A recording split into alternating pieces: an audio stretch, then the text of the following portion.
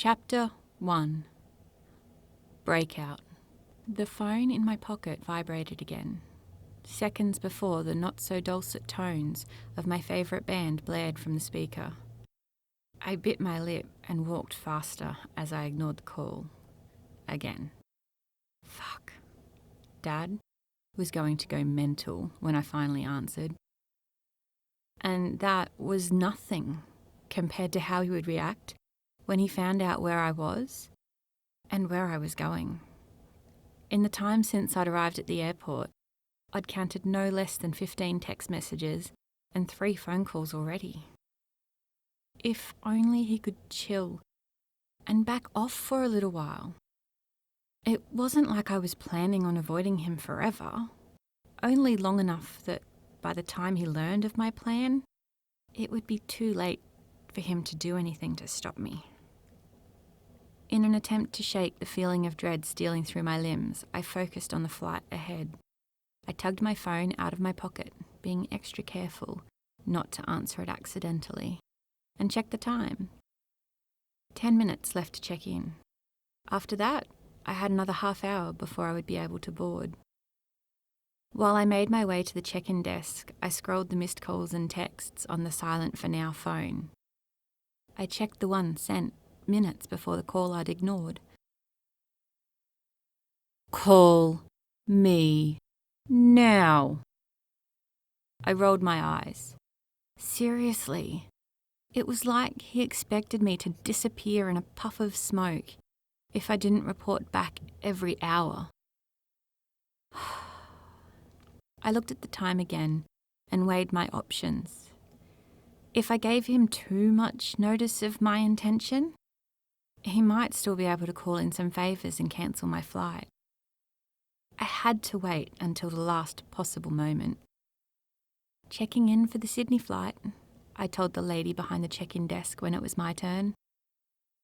She gave me a polite smile that held no warmth, the sort that was guarded and full of judgment as her eyes roamed my face. Well, fuck her. It wasn't my issue that she was too old and crusty to appreciate the streak of pink in my mahogany hair. Filling my gaze with challenge, I levelled my stare at her. People like her didn't intimidate me. Little did. It was hard to be intimidated by small-minded people when you grew up like I had, surrounded by cameras and misogyny. My phone beeped again. Ignoring the lady, it wasn't like she was paying me any attention anyway as she went through the documents with a fine-tooth comb. I checked the new message. Call your father, please, Phoebe. Mum. Damn. It was getting serious now. Dad was bringing out the big guns. Now that she'd gotten involved, there was going to be twice the trouble when I finally did call back. Fuck it. I blew out a breath and replied to her, or stalled her at least. I'm in a movie. I'll call Dad when I'm out. The snooty cow behind the check-in desk gave me another once-over before placing my boarding pass on the desk between us and insincerely wishing me a safe flight. Fuck you very much, I said with the sweetest smile I could muster before snatching my pass and yanking my carry-on up from the scales and onto my back. My phone chimed. Dad. Again. I know you're not at the movies. Angelique called here for you. Where are you? It was damn tempting to ignore the message, just like I had every other time the phone had gone off. But I couldn't keep ignoring it much longer, or Dad would call the police and the Coast Guard. Fuck, knowing his overprotective ass, he'd probably call Interpol, the FBI, and the KGB, despite the fact they were all in different damn countries. The overprotective streak he'd had since turning up in my life when I was 4 only seemed to be growing thicker as my 18th birthday approached. It was possible he was experiencing some sort of advanced empty nest syndrome or some shit. My 4 younger siblings should have been enough to stave that away. Nikki, the youngest, was only 8 months old after all, but apparently not. True, Nikki had been a late surprise for Mum and Dad, but looking after her should have been enough to keep him off my case. But no, it had left him 3 times as clingy. Maybe it was the fact that Nikki had been born sick, like I had been, and reminded him of the fact that he hadn't been there to support Mum when my twin brother Emmanuel and I were born. Or maybe it reminded him of the statistics surrounding my life. Survival statistics that looked bad on paper, but none of us dwelled on because it was more important to live and take care of myself than to worry about any potential for future issues. I didn't know. All I knew was that I needed space. More than anything, I needed to get out of that fucking house for a while. I was too many things to too many different people, and I was fucking sick of it. When I found my way to the gate, I pulled out my phone and dialed a number I should have called long before this point. Would have if I didn't think she'd have warned Dad of my plan. "Hey Phoebes, what's up?" Eden's voice wiped away the tension that was building in me. She was great like that. Even though she lived in a different state, she'd always been the one I could turn to when I needed to talk. She had never driven a race car, but she'd had her start around the track, almost as young as I had, working with her uncle, my dad's former boss. She understood the track and the misogynistic pigs that I had to contend with ever since I'd started racing in karts. The vulgarity I heard at the track. The general boys' club's attitude I faced every day. "I'm coming to visit," I said as I lifted my legs onto the plastic seat opposite me and slunk down in my own. It was far easier to give a fuck off and don't talk to me vibe that way. "Terrific! When?" "My plane leaves in 20 minutes. "What?" For the first time, I worried that maybe she'd say it was too much of a hassle and I shouldn't bother. That she'd revoke her permanent invitation. "You don't have to pick me up. I can get a cab." "You're coming today?" A nervous chuckle slipped from my lips. "Come on, Aunt Edie. I thought you were faster than this. Yes, today. Now." "When were you planning on telling me?" I chewed my lip for a moment. About now?" "What if I wasn't here?" It was a risk I had to take. I had to get out of the house. "And do your parents know you're coming here?" She had her take no shit tone on. I had to win her around, or I was going to have as shitty a time at her house as I was having at my own. "They will?" "Uh-huh." "Honest, Aunt Edie, I'm calling them as soon as I get off the phone to you." "Cross my heart." She sighed. "Your dad is going to kill me. You know that, right? He's not going to believe that I wasn't part of the conspiracy." "You worry too much. Dad's a pussycat, really. He just needs to learn when to back off." "Did you two fight again?" I sighed and flicked my head forward, playing with the chunky pink strip in my hair. He just doesn't get it. You might be surprised what he would get if you talk to him about it. He hid the keys to my bike. It was what had finally pushed me over the edge. 3 days earlier, he'd taken them from my bedroom and cut me off from my one escape. It was a fucking betrayal, especially after all I'd done for him and Mum lately.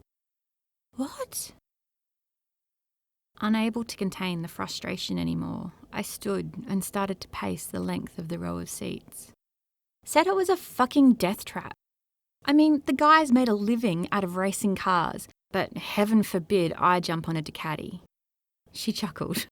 "He's just worried about you. He doesn't know bikes. It's not like Flynn and Luke would have given it to me if I didn't know how to handle it. Flynn had been a surrogate father to me for the first 4 years of my life, and Luke was his partner, an actor who'd been a rising star when they'd met and was gaining bigger and better roles under Mum's management. Although Dad had stepped readily into the role of fatherhood when he came back into Mum's life, Flynn had never really backed off completely either. Of everyone, he was the one most likely to keep my secrets and let me get away with stuff. He was the only one who knew about the way I'd circumvented the rules to get my bike licence. I know, baby girl, but that won't stop your dad from worrying. He knows the safety of a Pro V8 car firsthand.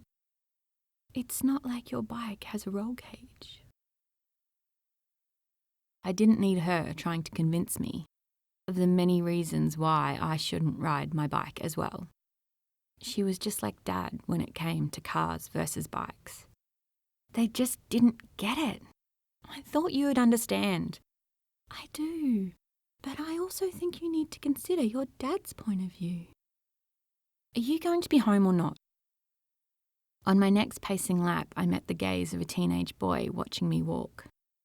He nudged his friends as his eyes trailed the length of my leather pants, before lifting to cop another eyeful of my boobs.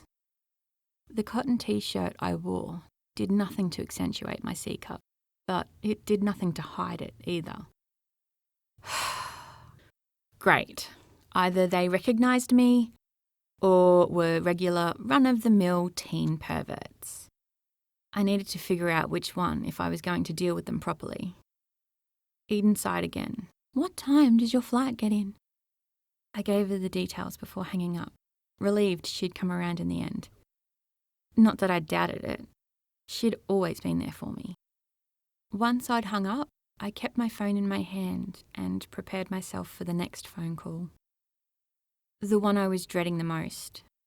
Anything I said, any explanation I gave, would disappoint Dad. And I hated that thought. I despised doing things that made him anything other than proud. But I needed to get away from his shadow for a while. From the whole situation at home. My finger was on the call button when I heard a voice behind me. Excuse me.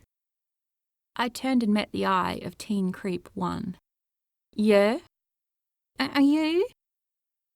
He trailed off and looked at his shoes. When he lifted his gaze to meet my eyes again, he gave a shy smile. There was no doubt the colour of my irises had confirmed his question long before my words ever could.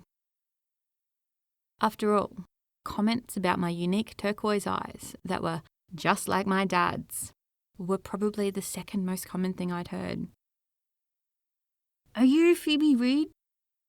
And there's the first. For a long time, it had been, are you Declan Reed's daughter? But over the years, as I'd started to make my way through the classes and carts and production cars, I became a little more known in my own right, especially among boys my own age. After all, I was a walking wet dream for them. It didn't matter what I looked like, what I wanted in life, or what my passions were. All that mattered to them was that I had boobs and the ability to drive. And without wanting to sound like a braggart, put me near an engine and I could make it sing. It didn't matter what. 2 wheels to 18. I was always in perfect control. Of course, the tabloid sensationalist stories about my apparent stream of boyfriends didn't help either. So many guys thought I would be an easy score, which only added to the interest. Assholes. Unfortunately for the raging hard-on posing as a normal kid in front of me, I had no patience for those attitudes after everything I'd been through. I drew myself up to my full height and clenched my fists. What's it to you? Whoa, sorry I asked. He raised his hands in surrender and walked away. Yeah, keep walking, buddy. I might have been good with cars, bikes and trucks, but wasn't nearly as good with people. I didn't need to be. They didn't keep me company during the hours at the racetrack. Only the motors did that. People tended to be a source of disappointment in the long run. Knowing I'd sufficiently kept the oglers at bay, I pushed the call button on my phone. It didn't even ring twice before Dad's voice came down the line. "Where the hell are you, young lady?" "Hi to you too, Daddy." "Don't Daddy me. You had your mother worried sick. Where are you?" I scoffed, as if it was Mum who'd been worried. He just couldn't admit that he'd been panicking. "I went for a ride." "I thought I told you that you weren't to ride that bike again." "Yeah, you did. I just didn't listen." "Where are you, Phoebes?" "Out." I'd intended to tell him my plans when I'd called, but his over-the-top reaction pushed the right buttons to make me bite back rather than cooperate. Before I could say anything else or get him off the phone, the first boarding call for my flight sounded over the loudspeakers at the airport. It was the warning they were seating business class and families, but the advantage of flying on the company dollar was that I could book business. "Are you at the airport?" Dad's tone told me I'd be in a lot of shit when I got home, but it didn't matter. All that mattered was getting away, at least for a night or two. "I'm just going to see Aunt Edie. I've already arranged it with her." "And when were you planning on telling me? Or your mum?" Now?